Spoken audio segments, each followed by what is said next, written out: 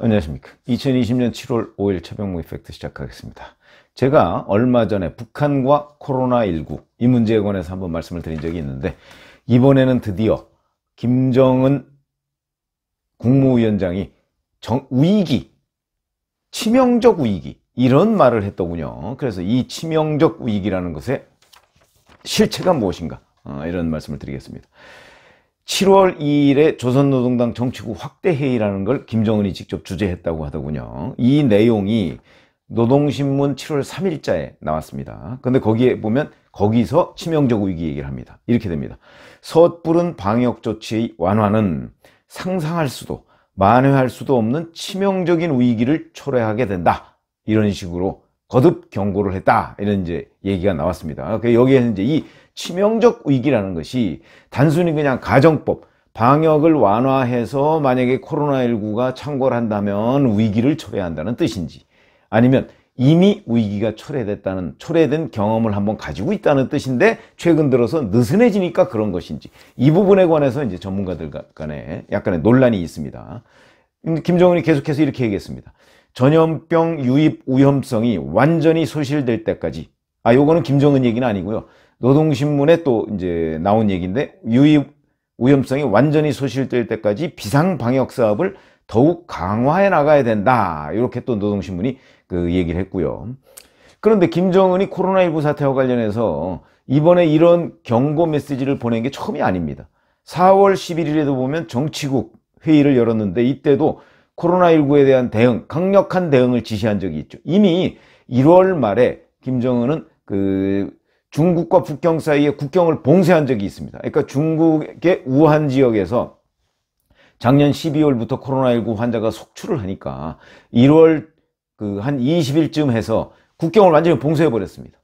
자, 그러면 그 봉쇄했을 당시에 정말 북한에는 코로나19 환자가 없었느냐? 이게 이제 미스터리로 돼 있죠. 북한은 환자가 없다고 얘기하고 있고요.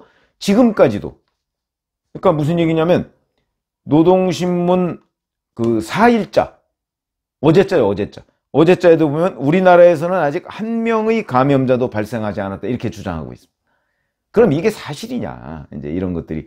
1월 말에 국가 비상방역 체계를 작동했고 국경을 봉쇄했는데, 4월 11일쯤에 가서 김정은이 코로나19 사태 정치국 확대 회의에서도 코로나19에 대한 강력한 대응을 주문했고, 이 이후에 이즈음에 4월 한 16일, 15일 이즈음에 잠적했습니다. 잘 아시다시피 4월 15일이 김일성의 생일이죠.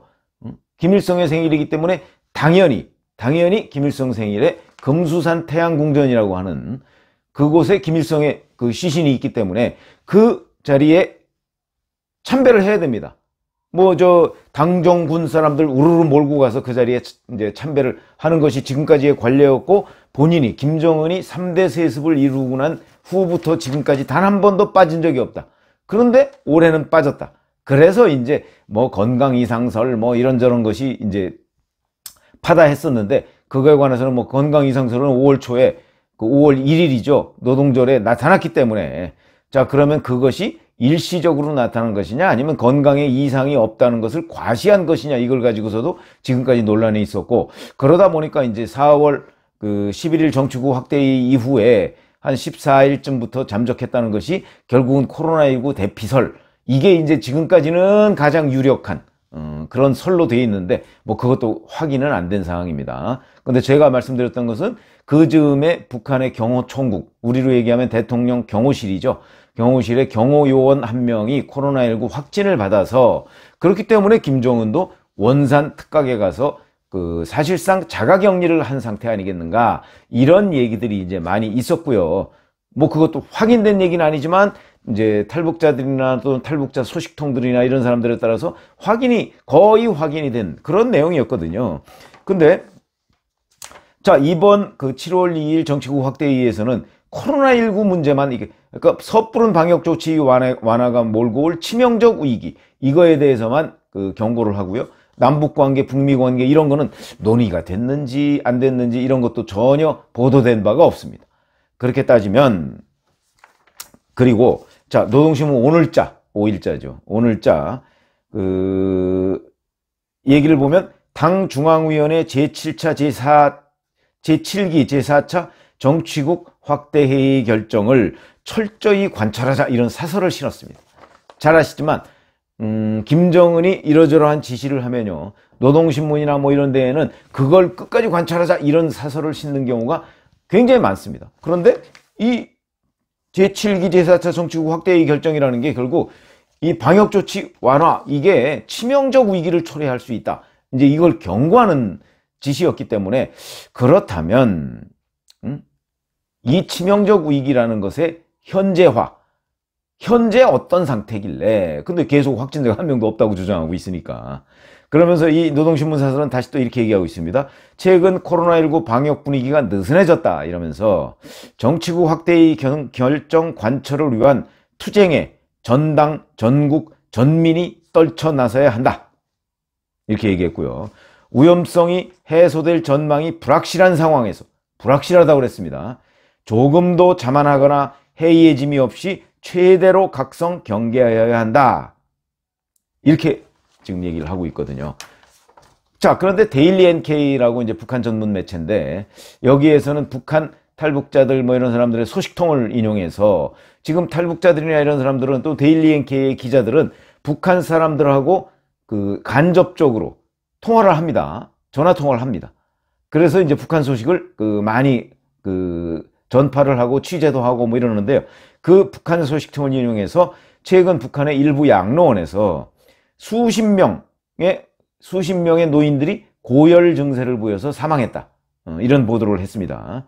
5월 말에서 6월 말 사이에 평양과 강원도, 황해북도에서 한 70여 명 정도가 발열, 구토, 설사, 이런 감염병 의심 증상을 보였다.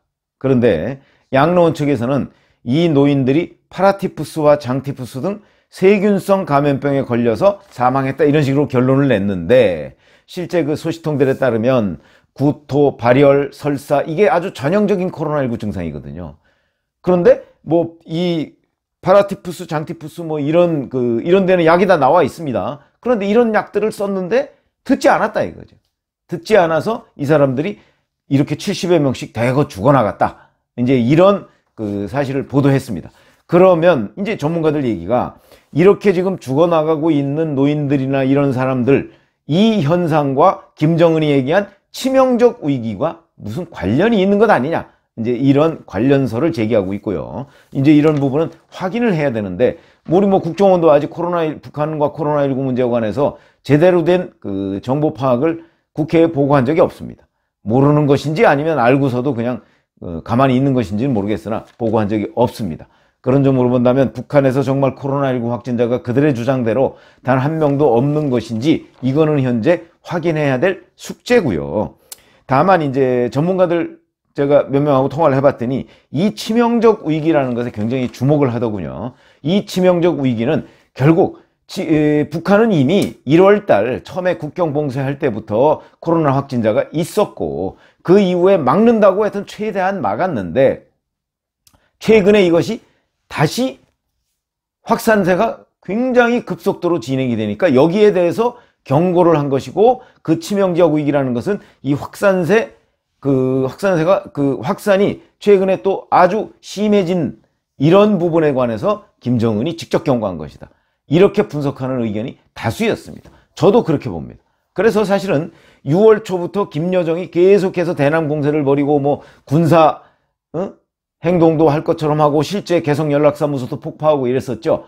자, 이러다가 어느 날 갑자기 김정은이 그 군사행동 계획 보류를 지시합니다. 이것이 무엇이냐? 이것이 그럼 다시 대화 국면으로 나서겠다는 뜻이냐?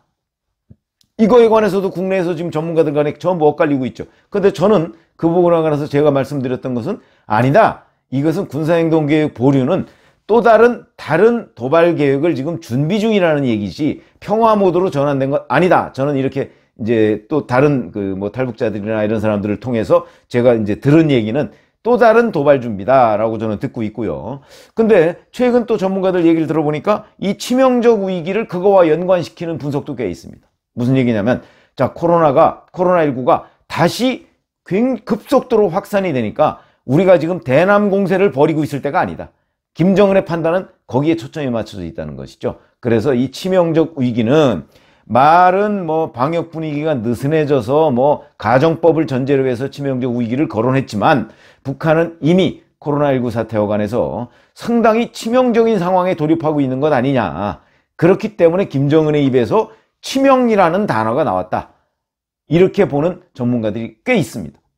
물론 잘 아시지만 뭐 이 북한 문제에 관해서 누구도 자신 있게 얘기할 수 있는 것은 없는데 우리가 과거 정치학에 보면은 크레물리놀로지 뭐 이런 무슨 놀로지 이런 게 있습니다. 차이놀로지 뭐 이런 것도 있고요. 그런 것들이 뭐냐면 차이나 크레물린 뭐 이런 뭐 공산 국가들의 특징이 정보가 밖으로 새어나오질 않습니다. 그러니까 그 단편적인 정보를 가지고 그 나라에서 실제 무슨 일이 있는가 하는 것을 분석하는 정치학의 한 분야. 이것은 무슨 놀로지 이렇게 붙여서 뭐 크레물린 놀로지 뭐 그다음에 차이놀로지 뭐 이런 학문적인 용어를 쓰거든요. 그래서 노스코리아도 마찬가지입니다. 그런 점에서 본다면 제가 오늘 말씀드린 내용은 바로 이 김정은의 입에서 직접 나온 치명적 분위기, 치명적 위기.